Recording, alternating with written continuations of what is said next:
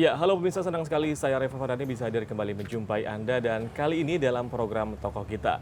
Dan tokoh kita kali ini ialah seorang budayawan yang juga cendekiawan muslim, yang juga sekaligus menjadi direktur utama dari PT Mizan Publika, yaitu sudah ada di sebelah kanan saya, Bapak ataupun Dr. Haidar Bagir. Assalamualaikum Pak Haidar.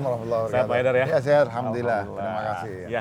Nah, pemirsa dan juga Pak Haidar, ini kan masih dalam suasana lebaran nih. Ya. Sebelum kita masuk nanti lebih jauh mengenai pertanyaan-pertanyaan budaya ataupun mengenai cendekiawan muslim ini, Pak Haidar, di musim lebaran ataupun masih dalam suasana lebaran, Pak Haidar lebaran nggak sih kemana? Atau mudik nggak sih Pak? Sebetulnya saya orang udik, Orang aslinya udik. saya orang Solo. Oke. Tapi belakangan sudah bertahun-tahun orang tua saya sudah di Jakarta, dulu pindah ke Bandung. Ya. Keluarga, istri, mertua semua juga di Jakarta. Jadi akhirnya nggak bisa mudik. Padahal mudik itu salah satu bagian dari lebaran yang paling menarik. Yang paling ditunggu ya Pak ya? Paling tunggu. Jadi biasanya tiap tahun kita bikin acara di luar kota, keluarga besar ngumpul. Nah kemarin ini kebetulan di salah satu villa di daerah Ciawi situ ya. Berarti memang ngumpul-ngumpul keluarga Ngumpul aja. tetap, ngumpul Kalau keluarga. untuk pulang ke kampungnya berarti sudah nggak ada nih Pak ya? Kalau lebaran di istilahnya di luar Jakarta sudah puluhan tahun saya nggak pernah lebaran di Sudah luar. nggak pernah Iya. gitu ya? Iya. Oke, nah kalau aktivitas sehari-hari nih ya Pak Haidar, kan Iya. mungkin pemirsa juga pengen tahu seorang Haidar Bagir itu sekarang aktivitasnya seperti apa sih? Saya ini sibuk, tapi sibuknya saya ngatur sendiri. Saya menghindar dari punya kesibukan diatur orang. Jadi pasti nggak mungkin bebas sama sekali dari jadwal yang diatur orang, tapi itu saya minimumkan. Meskipun demikian, dalam waktu yang saya atur sendiri itu banyak sekali pekerjaan yang saya lakukan. Meskipun belakangan ini mungkin kalau dihitung porsi bisnis dan porsi sosial dan dakwah, itu lebih besar porsi sosial dan dakwah. Jadi saya mendirikan dan terlibat di satu yayasan sosial namanya Amal Khair Yasmin, itu untuk pendidikan duafa. Kemudian saya juga ikut mendirikan dan terlibat dalam gerakan Islam Cinta. Betul. Belakangan juga ada pesantren virtual tasawuf namanya Nurul Wala. Ada juga Compassionate Action Indonesia, itu satu upaya untuk mengembangkan semacam kota, desa, welas asih dengan berbagai programnya ya. Dan tentu mengajar, menulis buku. Insya Allah 1 minggu lagi, 10 hari lagi ada buku saya yang baru yang akan terbit juga. Berarti memang lebih banyak di dalam kegiatan sosialnya begitu Pak Haidar Ya, ya? banyak kegiatan sosial dan keilmuan. Ya. Apa yang menyebabkan Pak Haidar Nasir, Pak Haidar Bagir ini ingin sekali terjun ke dunia sosial? Ya mungkin kalau dilacak, pertama saya ini besar juga di lingkungan keluarga yang ayah saya dulu aktif sekali di berbagai kegiatan sosial. Dulu ayah saya juga ketua yayasan pendidikan. Tadi saya lupa menyampaikan bahwa saya ketua yayasan dari satu jaringan sosial namanya Lazuardi. Belakangan juga mendirikan sekolah lain namanya Millennia World School, ada SMA namanya Hello Motion Academy. Ayah saya dulu juga aktif sebagai ketua yayasan, juga terlibat di berbagai kegiatan sosial. Jadi mungkin juga ada persoalan, ada motivasi dari bagaimana keluarga saya dulu, lingkungan keluarga ya. Tapi juga kita ini hidup di satu negeri di Indonesia yang orang susah masih banyak.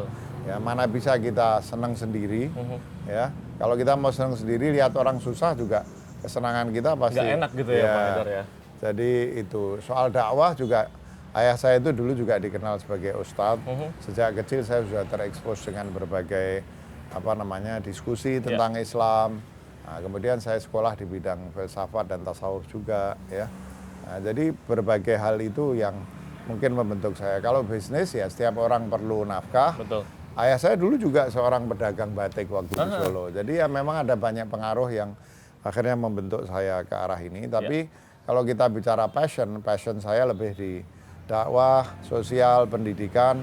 Bahkan ketika memutuskan mendirikan Mizan. Mizan ini meskipun juga bisa dilihat atau orang melihatnya sebagai satu bisnis, tapi di baliknya sebetulnya ada passion saya membaca, menulis, dakwah, dan juga memberikan kontribusi kepada masyarakat. Yang juga disalurkan melalui Mizan ini gitu ya Pak Haidar. Iya, betul. Berarti motivasi terbesar adalah orang tua ya, dari lingkungan keluarga. Iya, dari orang tua ya. Nah, kalau kegiatan sosial sendiri dari Pak Haidar Bagir sendiri yang paling disuka itu apa sih Pak?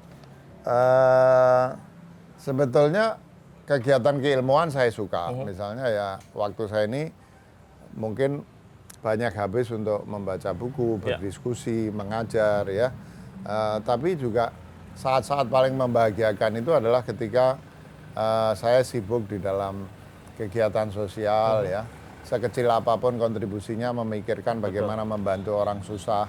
Itu yang bisa memberikan kebahagiaan ya. Kebahagiaan yang sesungguhnya Iya, itu betul, ya Pak ya. Haidar ya. Iya. Nah ini kan kalau kita lihat Pak Haidar kan tadi sibuk bahkan tidak mau diatur gitu ya, tidak mau diatur oleh karyawan umur saya begitu sudah ya.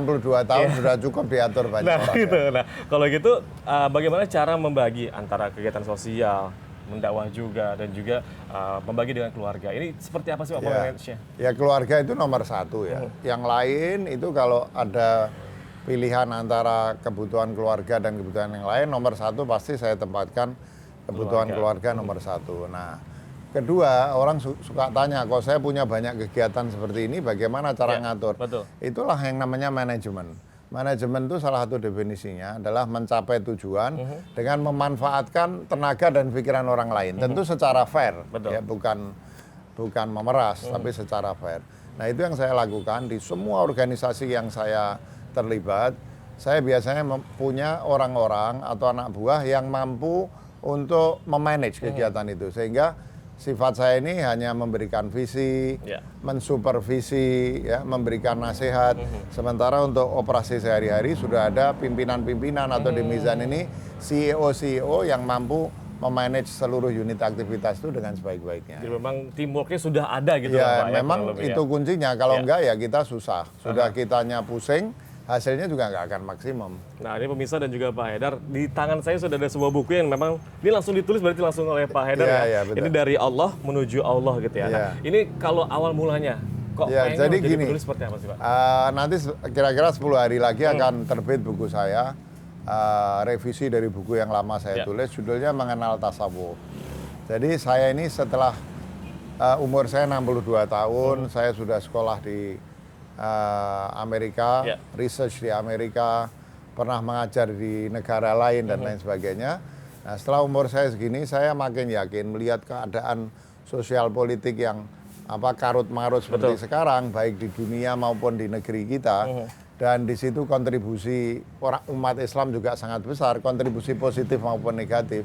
Maka saya memiliki keyakinan bahwa tasawuf atau mistisisme dalam Islam ini harus kembali disosialisasikan kepada umat Islam karena banyak alasan. Pertama, orang modern ini makin makmur makin butuh spiritualitas, makin makmur makin stres.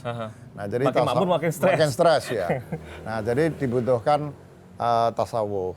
Kedua, agama ini belakangan bersama dengan berkembangnya apa yang disebut sebagai populisme, politik identitas dan lain sebagainya, itu kemudian memancing cara beragama yang keras, kadang menghasut, penuh kebencian. Tasawuf ini madhab cinta di dalam Islam, dan ini bisa menjadi obat untuk ini. Yang terakhir, anak-anak muda sekarang ini ketika melihat agama dihayati dengan keras, apalagi dengan kebencian, kemudian melihat untuk apa beragama, agama ini ngerusak.